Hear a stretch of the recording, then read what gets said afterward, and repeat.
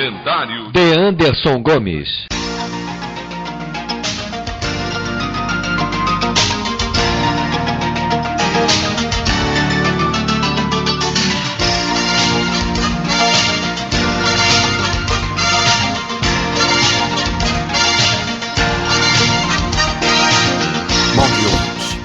O genocídio como política de governo fica mais evidente a cada dia no Brasil.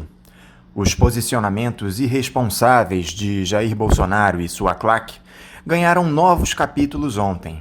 Talvez o mais emblemático tenha sido o flagrante da equipe do Faixa Livre ao ministro da Economia, Paulo Guedes, quando este praticava exercícios na praia de Ipanema, no Rio de Janeiro, contrariando as recomendações da Organização Mundial da Saúde e de seu colega no Executivo, Luiz Henrique Mandetta, referentes ao isolamento social e à necessidade de manter-se em quarentena, já que teve contato com pessoas infectadas pelo novo coronavírus.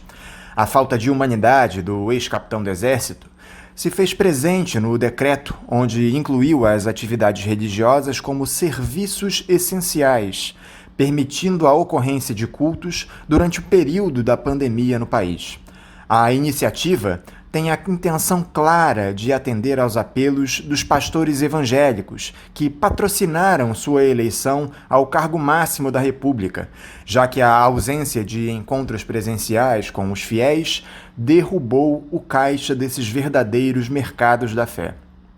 Não é novidade para ninguém que Bolsonaro, desde o início de seu mandato, segue à risca a cartilha de Donald Trump nos Estados Unidos.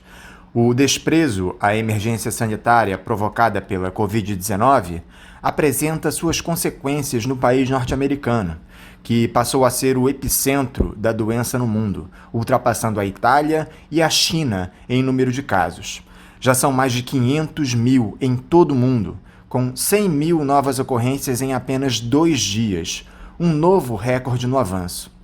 A diferença é que o presidente estadunidense tenta corrigir a ignorante postura negacionista com intervenção profunda do Estado, oferecendo $1.200 por mês às famílias de menor renda, com acréscimo de $500 por criança, além de salvar as empresas que afundaram na crise. O maior plano de resgate econômico da história mobiliza aproximadamente $2 trilhões, valor superior ao PIB brasileiro no ano passado. Enquanto isso, o ex-capitão do Exército acenava com R$200 mensais de auxílio, valor elevado para R$600 pelos parlamentares com apoio das centrais sindicais. A proposta é um assinte, beira a piada de mau gosto em um país onde parcela significativa da população sequer tem condições de manter a higiene pessoal por falta de água encanada. Até o G20, grupo das nações mais ricas do planeta, do qual o Brasil faz parte, indicou em reunião virtual ontem a injeção de $5 trilhões na economia mundial para minimizar os efeitos da doença. Mas os dias de Bolsonaro na presidência parecem estar contados. Ao menos essa é a intenção da classe política. Com seu isolamento no Planalto Central, as articulações para a saída do mandatário estão a todo vapor. A jornalista Maria Cristina Fernandes, do jornal Valor Econômico, publicou ontem artigo onde levanta a hipótese de um novo grande acordo nacional que levaria à renúncia do ex-deputado, visto que qualquer outro tipo de afastamento demandaria tempo, algo que o Brasil não tem em meio à anomia administrativa. Em troca de abandonar o cargo, Bolsonaro teria garantida a anistia aos filhos, enrolados com a justiça. Será que o político ligado às milícias aceitará a proposta? Ou pretende dobrar a aposta na intenção de provocar um caos social que leve à decretação de estado de sítio e posterior fechamento do regime, seu sonho dourado? As Forças Armadas são peça-chave neste processo, tanto para o convencimento do ex-capitão, como para o apoio a um novo golpe. Com o atual estado de servidão dos militares ao governo federal, as perspectivas são sombrias. A opinião do Faixa Livre.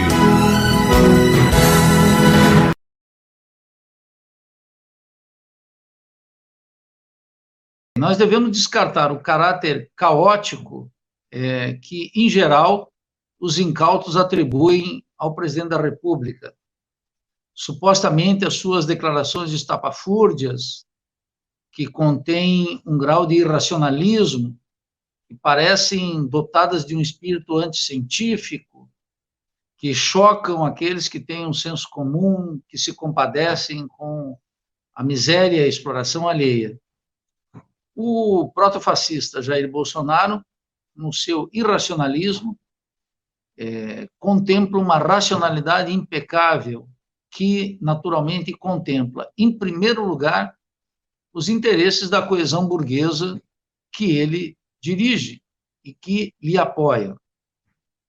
Se vocês analisarem todas as medidas do Banco Central, todas as medidas tomadas pelo ministro Paulo Guedes, vão verificar que elas estão, todas elas, dirigidas a atender, em primeiro lugar, a fração financeira, tal como está no jornal de hoje. Olha o jornalão aqui.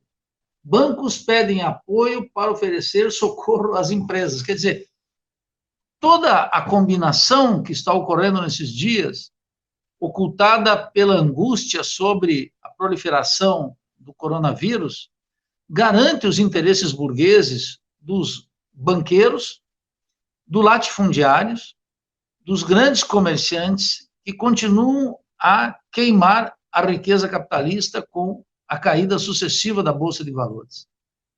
Então, as ações, eu espero que você não acreditem na minha leitura. Verifique, pegue todas as medidas provisórias, que são editadas todos os dias, e observem como todas e cada uma delas é destinada a garantir não a economia popular, não os empregos e a renda, mas ampliar a superexploração da força de trabalho e centralizar o capital ainda mais, desnacionalizando a economia.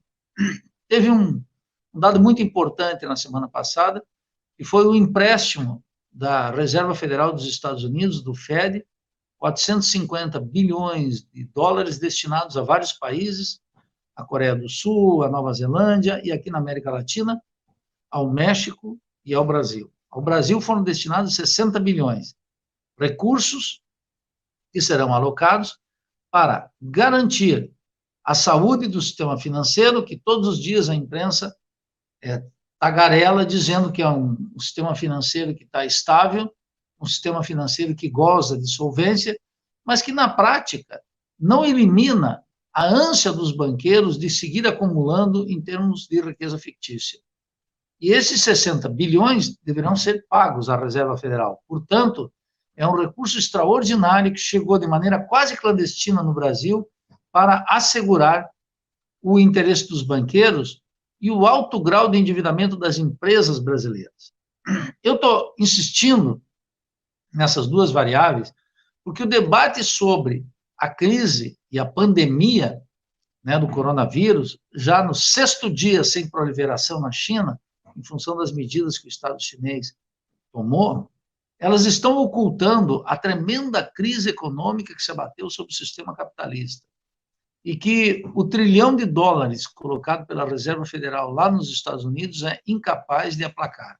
As bolsas seguirão caindo, queimando capital, produzindo desemprego, aumentando a exploração da força de trabalho, e começa a se esboçar entre os keynesianos a ideia de que agora a intervenção do Estado para salvar empresas, o emprego, a renda e a economia popular deveriam gozar de alguma autoridade entre nós. De minha parte, eu recuso por completo essa possibilidade. Os liberais estão tomando medidas de intervenção na economia para salvar os bancos, as empresas endividadas, garantir o lucro dessas empresas e aumentar o desemprego e a exploração da força de trabalho no Brasil.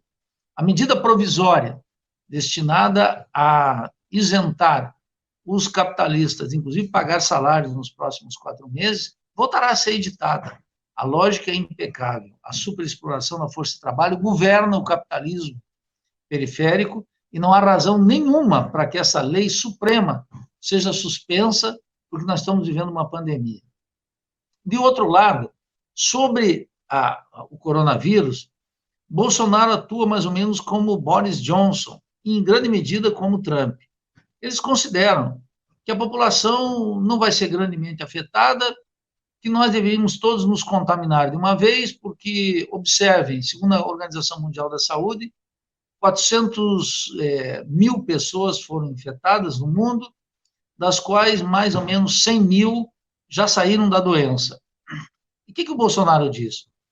Diz que os velhos, aqueles que têm problema de diabetes, um conjunto de outros problemas, iriam morrer de qualquer forma, e é inevitável. Então, se nós tivermos 1, 2 ou 3% da população que sucumba em função do coronavírus, que as mortes sejam apressadas, ele diz claramente que é da natureza humana. Esse comportamento que implica em afirmar que a vida não tem valor entre nós, choca naturalmente com a função de medicina. Eu quero contar para vocês, ainda que rapidamente, uma conversa que eu tive numa viagem de Cuba para o México, em que sentou ao meu lado o médico que coordenava o sistema de médico da família cubana. E nessa conversa, ele me falando dos cuidados das doenças tropicais, e eu disse a ele, mas Cuba teve um caso de sarampo, ou 2 de varicela, ou 1 de malária, e por que esse cuidado todo? E ele me colocou um princípio ético fundamental, que eu quero compartilhar aqui. Ele disse, olha, a medicina cubana existe para combater esses 2 casos de varicela, esses 3 casos de malária, etc, etc. É para isso que existe. E, de fato, tem uma lógica impecável. Para quem está com plena saúde, nós não precisamos do sistema de saúde. E, portanto, aqueles que estão doentes, aqueles que estão prejudicados porque têm diabetes, porque têm qualquer outro problema, e que o coronavírus pode ser fatal, é para eles que existe o sistema de saúde. Então, essa lógica de assumir que a vida não tem grande importância, que nós podemos aceitar a morte de 1% da população, poderia levar alguém a dizer, por que não 2%? E outro afirmar de maneira cínica, por que não 5%? Percebe? É esse sentido que afirma um certo darwinismo social que informa o liberalismo dominante. E o critério da rentabilidade é o critério que organiza os recursos absolutamente parcimoniosos e insuficientes que organizaram um sistema de saúde como o nosso precário, com Fernando Henrique Cardoso, com Lula, com Dilma, com Temer, e agora levado ao extremo com Bolsonaro. O sistema de saúde brasileiro sempre foi de uma precariedade absoluta.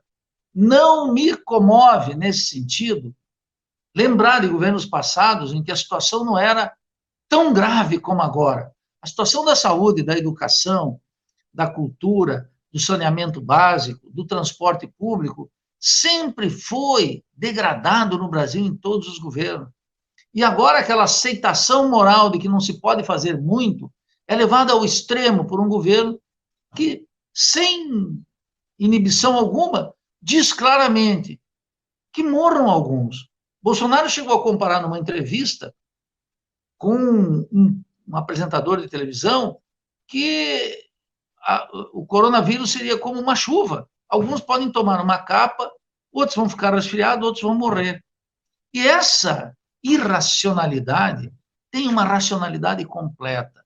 Quando a gente aceita um sistema precário de saúde ao longo das últimas 3 décadas, nós estamos aceitando essa lógica que o Bolsonaro agora explicita, sem nenhuma inibição. Essa lógica que a gente acha que não dava para fazer tudo para salvar todas as vidas, ela foi a que regeu nossas vidas até agora. Ela regia cada um daqueles atos que considerava que o que dava para ser feito foi feito. Que nós nunca poderíamos aqui gozar de uma vida plena, com saúde, educação plena. Todos aqueles que aceitaram as migalhas sociais até agora viram que quando a classe dominante tocou o terror contra nós, ela não vacilou em levar essa barbárie até o fundo, até o fim. E agora, uma grande maioria, 35%, que considera o governo de Bolsonaro bom e ótimo, é porque eles foram acalentados naquele jargão que iluminou a esquerda até agora, que não dava para redimir a pobreza. Que o que nós podíamos fazer era mitigar um pouco o sofrimento humano, com aqueles programas sociais que nós tivemos até agora. Mas Bolsonaro é a extensão cínica daquela digestão moral que nós produzimos no Brasil até agora e que causa o isolamento social da esquerda muito mais do que esse confinamento que estamos todos submetidos. A crise econômica vai se aprofundar de maneira violentíssima, talvez nós tenhamos aí 40 milhões de desempregados num breve espaço de tempo. Na periferia capitalista, as leis supremas do nosso desenvolvimento periférico afirmam que a exploração vai se ampliar, que o desemprego será ainda mais intenso, que a saúde e a educação não sairão da crise mais valorizadas e que, sobretudo, os liberais não abandonarão o comando do barco. Ao contrário, o liberalismo continua sendo fortalecido, seja pela via do ultraliberalismo ou por essas intervenções keynesianas que não tocam na crise. No meio da crise, é preciso dizer, a classe dominante não dorme. Ela atua de maneira absolutamente meticulosa na defesa de cada um dos seus interesses. E a possibilidade de uma rebelião popular agora está adiada de maneira definitiva, porque os operários estão, em alguns sindicatos, fazendo greve, se recusando a participar da produção, porque estão colocando seu risco em vida. Metalúrgicos de São Paulo estão fazendo isso em alguns setores. Mas o sistema de saúde tem que funcionar. Esse pequeno heroísmo dos nossos enfermeiros, dos nossos médicos, dos psicólogos e todos aqueles que trabalham cuidando dos demais, eles serão consumidos por esse moinho satânico que é o desenvolvimento capitalista. E nossos heróis anônimos, nossos pequenos lutadores pela liberdade, por um mundo melhor, também serão engolidos, como todos nós, por essa onda liberal que continua avançando no meio da crise. Agora é hora da reflexão, é hora da crítica, é hora de a gente ter muito claro que precisamos ter uma linha teórica que se exerça de maneira gélida, pensando para além das emoções, para além dos impactos, para além da má notícia, que a gente mantenha uma racionalidade, mantenha nesse mundo que vai se tornando cego e caótico, que a gente mantenha, como no ensaio da lucidez de Saramago, os olhos bem atentos e sobretudo, a disposição de que em breve nós poderemos virar o jogo quando as massas puderem participar da política e quando a esquerda abandonar definitivamente esse espírito religioso que ainda a governa, esse bom mocismo que ainda a orienta e se nutra da rebeldia de milhões que está sendo gerada nesse abismo social sem remissão que a classe dominante está produzindo todos os dias. A economia mundial está entrando numa das suas piores crises dos últimos 100 anos. E esta conjuntura tem levado ao questionamento da globalização neoliberal e das políticas que ela tem imposto ao mundo nos últimos 30 anos. Em diversas partes do planeta surgem questionamentos às políticas de austeridade e demandas por políticas de garantia de patrimônio de empresas e de salários e rendas de trabalhadores e desempregados. No Brasil, esse confronto vem assumindo formas específicas e tem levado à agudização do confronto entre três forças políticas e sociais importantes. Uma delas é representada pelo grupo hoje politicamente hegemônico, formado pelo bolsonarismo. Um segundo grupo é o grupo formado pela burguesia interna tradicional, que tem liderado estruturalmente o desenho da globalização neoliberal no Brasil, ainda que tenha perdido o protagonismo político durante os governos petistas, ainda que mantivesse as diretrizes, várias das diretrizes desse governo, e essa burguesia, após recuperar esse controle no governo Temer, o perdeu para o grupo bolsonarista. E um terceiro grupo importante é o representado pelas esquerdas, que tem no petismo ainda a sua expressão hegemônica, mas longe de ser uma identidade que representa o conjunto da sua diversidade. O grupo bolsonarista é um grupo de perfil neofascista, articulado ao imperialismo dos Estados Unidos, e que tem buscado fazer da crise um instrumento de terror econômico para destruir direitos sociais, tal como expresso nas tentativas de suspender contratos de trabalho, impor cortes salariais aos servidores públicos, abandonar desempregados e trabalhadores informais. E também o grupo bolsonarista busca fazer da crise um instrumento de terror para ampliar o estado de exceção, pretendendo cancelar as eleições municipais neste ano e adiá-las para 2022. Esse grupo resiste em desmontar as políticas recessivas que vem impondo e transitar para políticas keynesianas, pretendendo limitar os pacotes de ajuda que se vê obrigado a estabelecer. O grupo bolsonarista ele tem como objetivo ser um intermediário da ocupação neocolonial do Brasil e, portanto, está comprometido com a destruição da nossa autonomia científica e tecnológica, com a destruição dos segmentos de maior valor agregado da nossa indústria, está comprometido com a conversão do Brasil num país produtor de commodities, comprometido também com a dolarização e internacionalização do setor financeiro e de serviços, para alinhar geopoliticamente o nosso país aos interesses estratégicos norte-americanos, blindando a influência russa e chinesa na América do Sul. Esse grupo tem a pretensão de, neste alinhamento, transformar o Brasil num satélite subimperialista dos Estados Unidos, para garantir os seus interesses militares na região.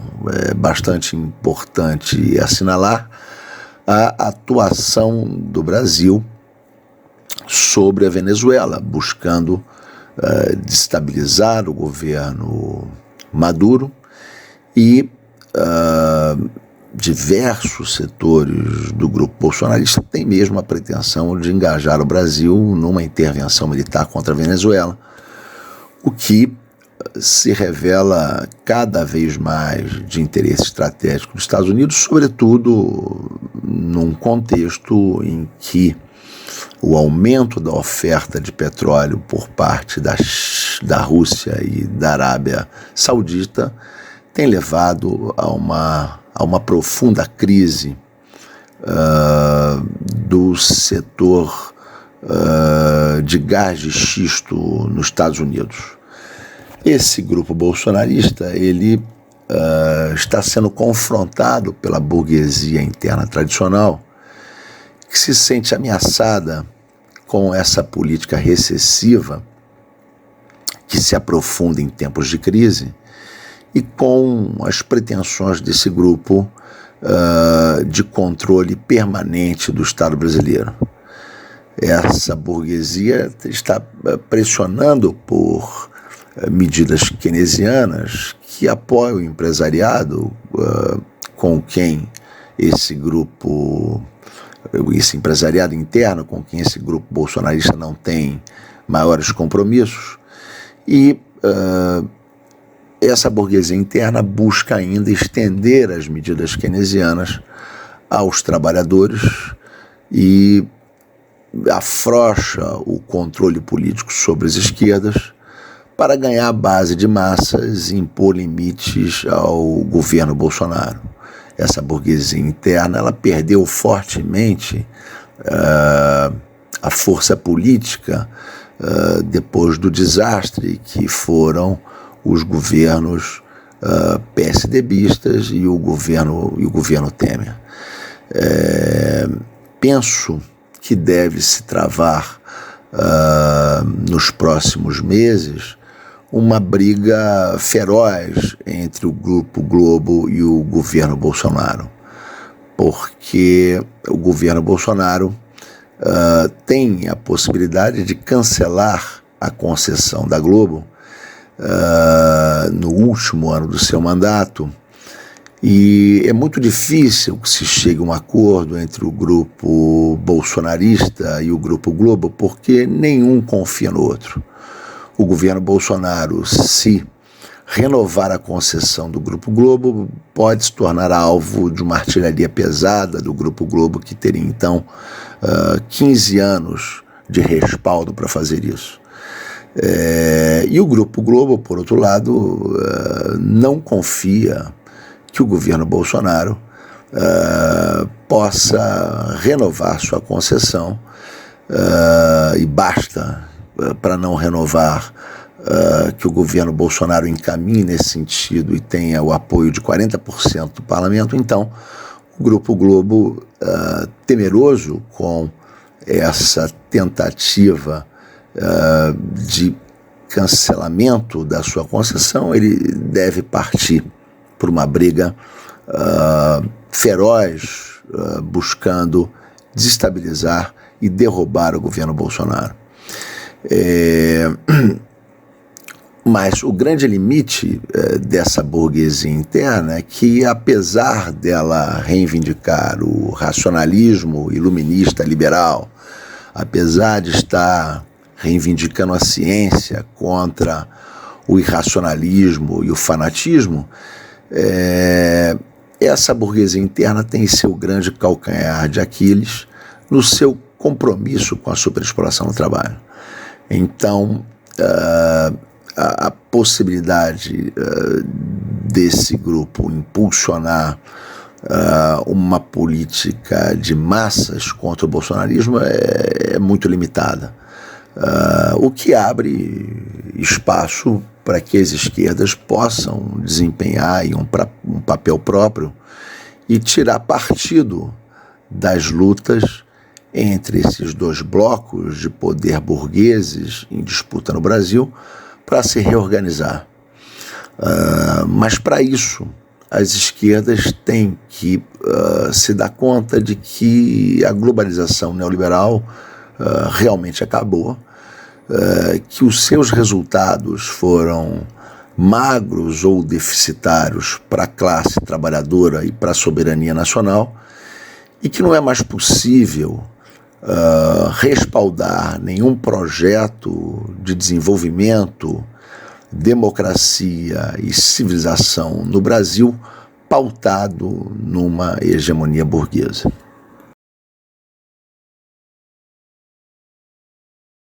A situação econômica nesse momento é uma situação muito crítica a nível internacional, e as perspectivas de futuro, pelo menos no médio prazo e curto prazo, não são alentadoras, né?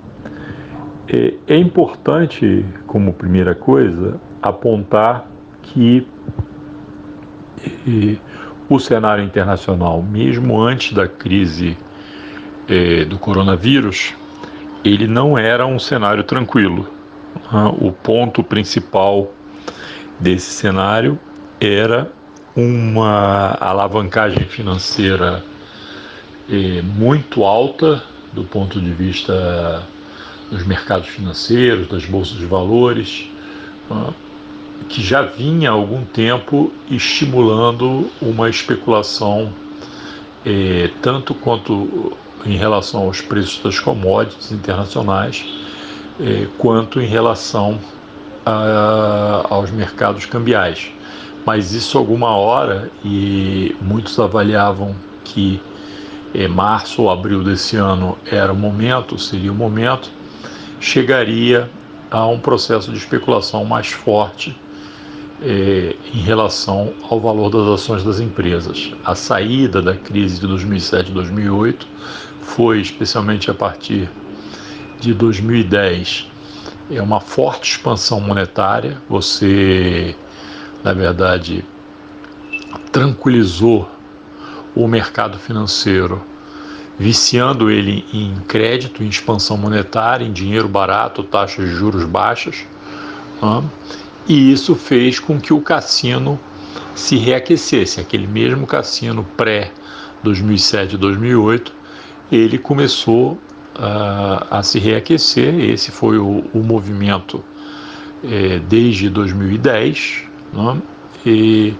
e era, digamos, em relação a isso que as apostas de uma crise iminente no mercado financeiro começavam a proliferar, não? Então esse eu acho que é o primeiro ponto, que é muito importante. Portanto, longe de você estar numa situação tranquila antes da explosão da pandemia, na verdade você tinha uma situação nervosa nos mercados financeiros, e isso, na verdade, vinha resultando aí em processos tensos desde o último trimestre do ano passado, e uma avaliação aí de que a partir do final do primeiro trimestre, comecinho do segundo trimestre de 2020, isso daí ficaria insustentável. O outro ponto é que a consequência disso também era um processo em que você tinha, digamos, vamos colocar numa forma que as pessoas possam entender, você tinha vários fios desencapados que podiam se encostar a qualquer momento, não é? E um poderia detonar o curto-circuito em relação ao seguinte, não é? Então, aconteceu nessa área de saúde, não é? Isso se conectou muito rapidamente com essa fragilidade financeira das bolsas internacionais, mas as pessoas têm que lembrar que, mesmo se não tivesse havido uma explosão aí da pandemia, logo na sequência o conflito sobre o preço do petróleo, envolvendo dois dos principais produtores nessa área, a Arábia Saudita e a Rússia, desencadeou também uma crise grave, e que também teria, se não fosse a história do coronavírus, por si só um impacto aí nas bolsas. Mas você tinha, digamos, uma série de fios desencapados, como eu chamei, que poderiam detonar os curtos-circuitos a qualquer momento. Você tinha o processo de saída da Inglaterra da União Europeia, você tinha o processo eleitoral nos Estados Unidos, vinha tendo as crises latino-americanas que estavam começando a bater também em crises financeiras. A gente tem que lembrar que a Argentina, o Equador estavam renegociando dívidas com a FMI quando a crise do coronavírus atropelou esse processo. A própria China, antes do coronavírus, já tinha um processo de redução das suas taxas de crescimento, então não era uma situação tranquila, e essas múltiplas crises sinalizadas no cenário poderiam ser o estopim do processo de explicitação da fragilidade financeira, que acabou sendo aí o coronavírus.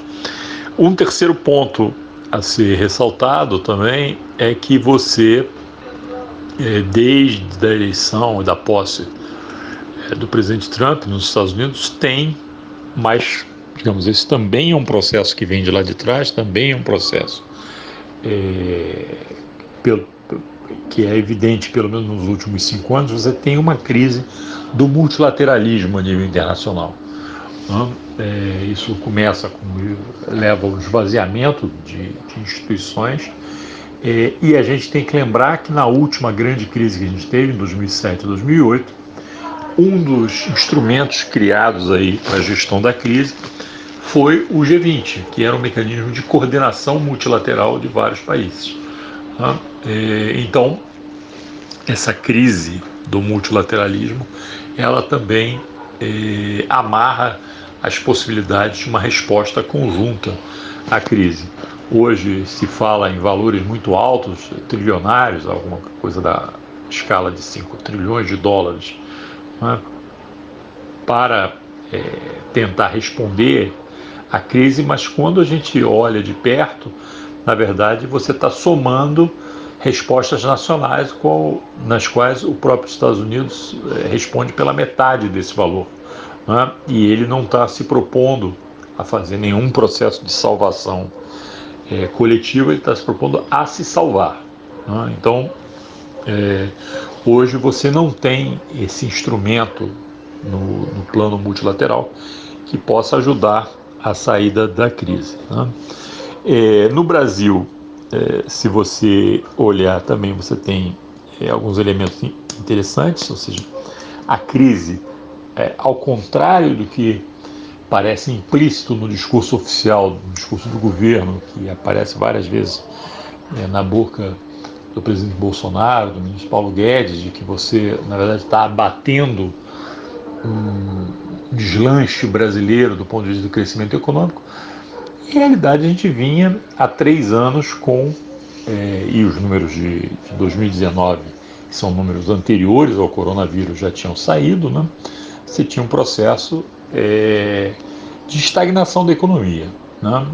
O máximo que algumas pessoas apontavam para 2020 era talvez aí um novo processo aí de voo de galinha, ou um voo de uma galinha manca, que nem ia ser tão diferente assim do ano de 2019. Então, na verdade, você não estava, digamos, bombando do ponto de vista da economia, né?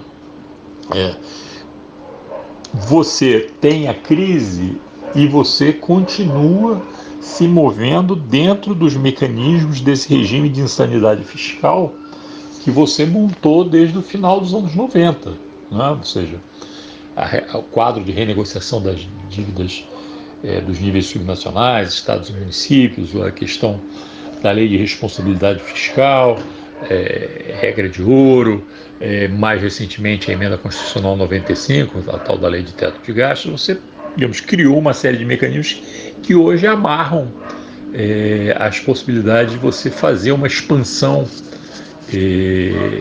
sustentada, né, nos próximos anos a partir do gasto público, que é a única possibilidade, né? Então isso também é muito, muito complicado. Na verdade, você teria que aproveitar essa situação para desmontar esses mecanismos. E o máximo que se admite do ponto de vista do governo, do Congresso, é uma suspensão temporária desses mecanismos em função da crise de saúde, o que não vai te garantir uma recuperação sustentada para frente. Então,